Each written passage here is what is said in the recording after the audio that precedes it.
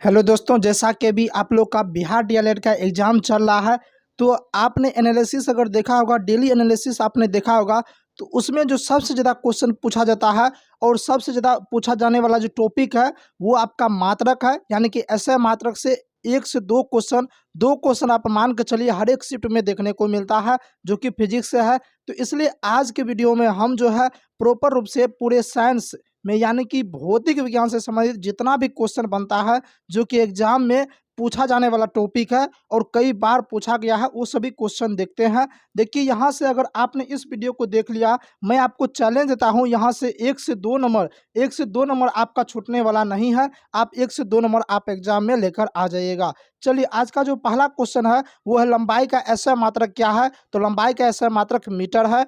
वही द्रव्यमान का अगर ऐसे मात्रक पूछेगा तो किलोग्राम हो जाएगा। समय का पूछेगा तो सेकेंड हो जाएगा। विद्युत धारा का ऐसे मात्रक एम्पियर हो जाएगा। ताप का ऐसे मात्रक केल्विन हो जाएगा।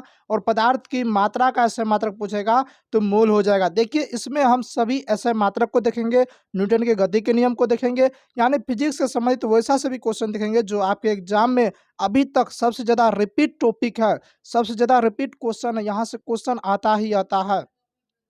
चलिए, दूसरा क्वेश्चन क्या है, ज्योति तीव्रता का ऐसा मात्रक क्या है। तो कैंडेला हो जाएगा। ज्योति तीव्रता का ऐसा मात्रक कैंडेला हो जाएगा।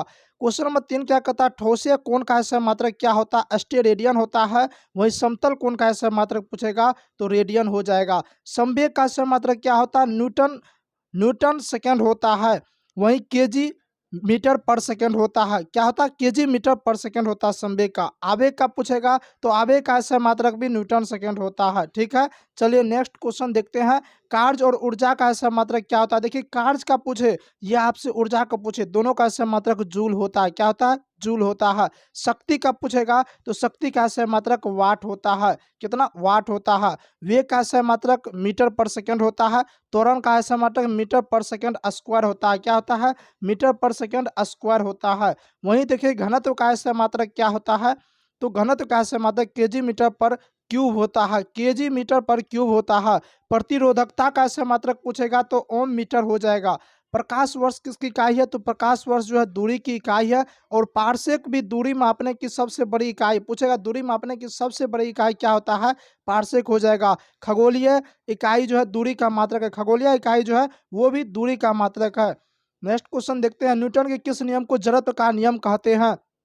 देखिए, ऐसे मात्रक से संबंधित जितना भी बेसिक क्वेश्चन था, जहाँ से क्वेश्चन रिपीट होता था, जहाँ से क्वेश्चन पूछा जाता था, वो सभी क्वेश्चन को हमने देख लिया। अब उसके बाद बातचीत करें, देखिए न्यूटन के गति के नियम से क्वेश्चन पूछा जाता है। अगर आपका सेकंड शिफ्ट में, या सॉरी सेकंड शिफ्ट नहीं, सेकंड फेज में अगर आपका एग्जाम होगा, यानी कि 10 अप्रैल से लेके आपका 30 अप्रैल तक अगर आपका एग्जाम होने वाला है, उसमें गति के नियम से क्वेश्चन पूछा जाएगा 100%, क्योंकि अभी तक यहाँ से क्वेश्चन नहीं आया है, तो यहाँ से क्वेश्चन देखने को मिलेगा। देखिए, न्यूटन ने 3 गति का नियम दिया था कि प्रथम गति का नियम, द्वितीय गति का नियम और तृतीय गति का नियम। देखिए, प्रथम गति के नियम को जड़त्व का नियम भी कहा जाता है और इससे बल की परिभाषा भी मिलती है। इससे बल की परिभाषा भी मिलती है। और प्रथम नियम को ही जो है गैलीलियो का नियम भी क्या कहा जाता है। क्या, गैलीलियो का नियम किसे कहा जाता है। तो गति के प्रथम नियम को। जड़त्व का नियम किसे कहा जाता है, गति के प्रथम नियम को। बल की परिभाषा किससे मिलती है, गति के, न्यूटन के गति के प्रथम नियम से। ठीक है, उसके बाद बातचीत करें, आपसे पूछेगा बल का सूत्र। बल का जो है, बल का सूत्र किस नियम से मिलता है। तो बल का सूत्र जो होता है वो F बराबर एम ए होता है। F बराबर एम ए, यानी कि बल बराबर द्रव्यमान गुना त्वरण होता है। ये क्वेश्चन आपके एग्जाम में पूछा हुआ है 3 से 4 दिन पहले। तो कहीं ना कहीं आपसे ये भी पूछा जा सकता है कि बताइए कि बल का सूत्र जो है न्यूटन के किस गति के नियम से मिलता है। तो न्यूटन का द्वितीय गति नियम, न्यूटन का दूसरा गति नियम से बल का सूत्र मिलता है F बराबर एम ए।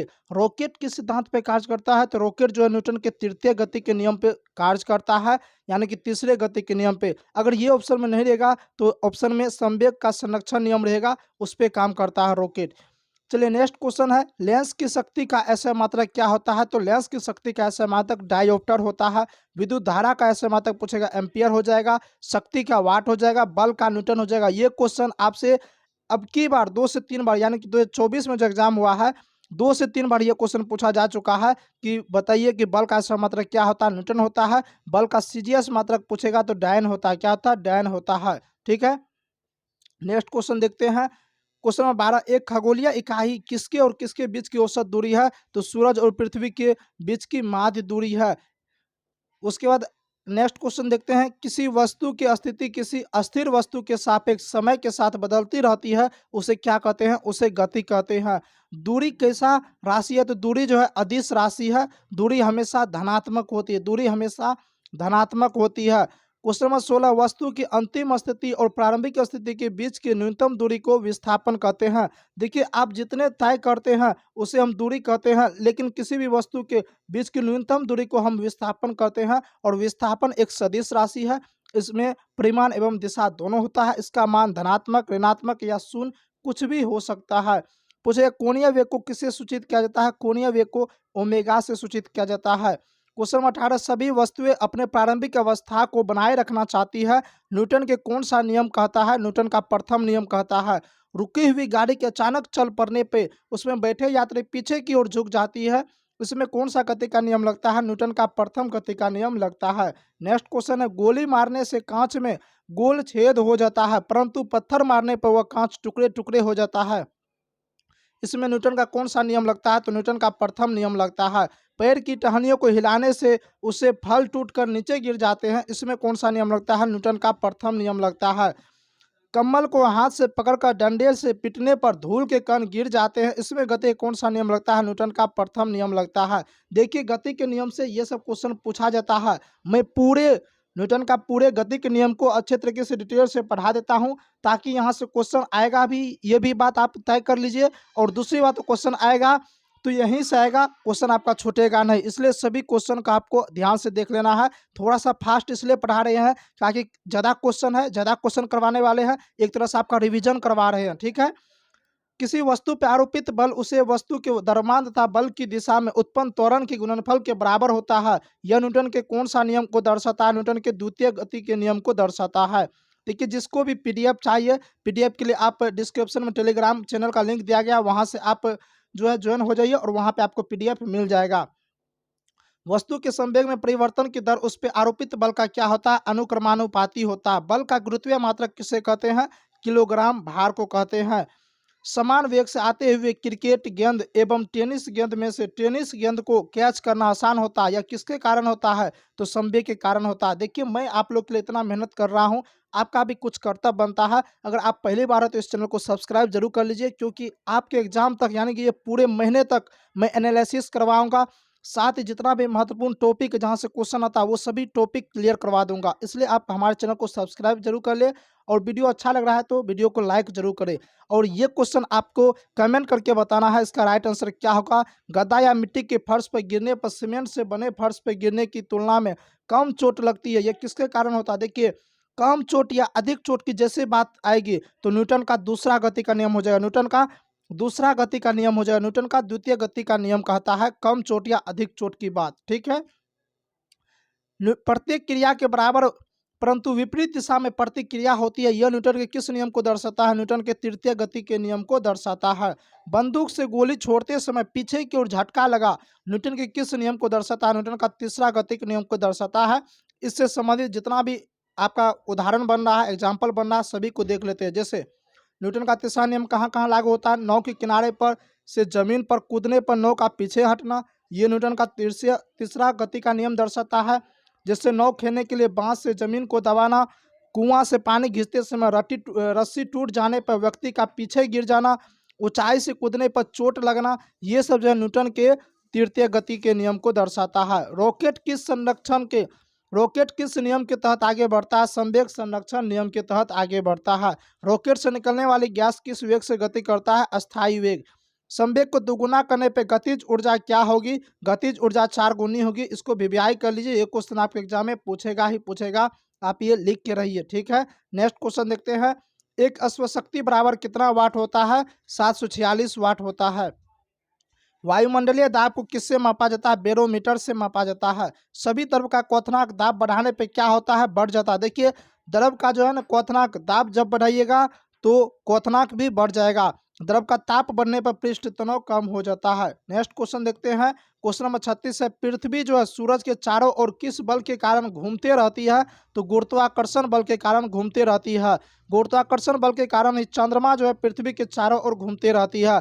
पृष्ठ तनाव कौन सा बल है? पृष्ठ तनाव विद्युत चुंबकीय बल है। नेक्स्ट क्वेश्चन देखते हैं। क्वेश्चन नंबर 38, दो सतहों के मध्य लगने वाला घर्षण बल किस पर निर्भर नहीं करता है? तो उनके संपर्क क्षेत्रफल पे, यह केवल सतहों की प्रकृति पे निर्भर करता है। किस किस सतह के मध्य घर्षण अधिक होता है? तो ठोस और ठोस के बीच जो है ना घर्षण सबसे ज्यादा होता है और वायु ठोस सतह के बीच घर्षण सबसे कम होता है। अगर सबसे अधिक पूछेगा तो ठोस ठोस हो जाएगा, सबसे कम पूछेगा तो वायु और ठोस हो जाएगा। देखिए, अभी तक आपने हमारे चैनल को सब्सक्राइब नहीं किया तो इस चैनल को सब्सक्राइब जरूर कर लीजिए। आप यहाँ तक देख लिए हैं वीडियो को तो उम्मीद करता हूँ आपको वीडियो अच्छा लग रहा है, इसलिए जो है आप चैनल को जरूर सब्सक्राइब कर लीजिए, ताकि देखिए आप लोग के लिए मैं इतना मेहनत कर रहा हूँ कि पीडीएफ लिख रहा हूँ।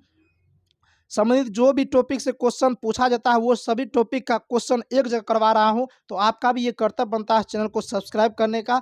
चलिए नेक्स्ट क्वेश्चन है, मनुष्य सीधा खड़ा रह पाता है तथा चल पाता है किस बल के कारण? तो घर्षण बल के कारण। किस घर्षण बल का मान सबसे कम होता है? तो लौटने के घर्षण बल का जो है ना मान सबसे कम होता है और स्थैतिक घर्षण बल का मान सबसे अधिक होता है। नेक्स्ट क्वेश्चन है, क्वेश्चन नंबर 42, किस बल के कारण इलेक्ट्रॉन नाभिक के चारों ओर घूमती है? अभिकेंद्रीय बल के कारण।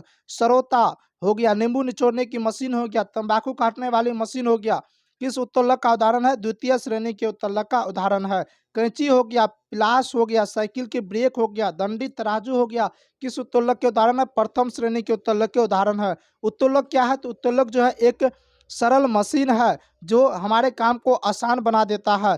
चिमटा हो गया, मनुष्य का हाथ, किसान का हल, ये जो है तृतीय श्रेणी के उत्तोलक है।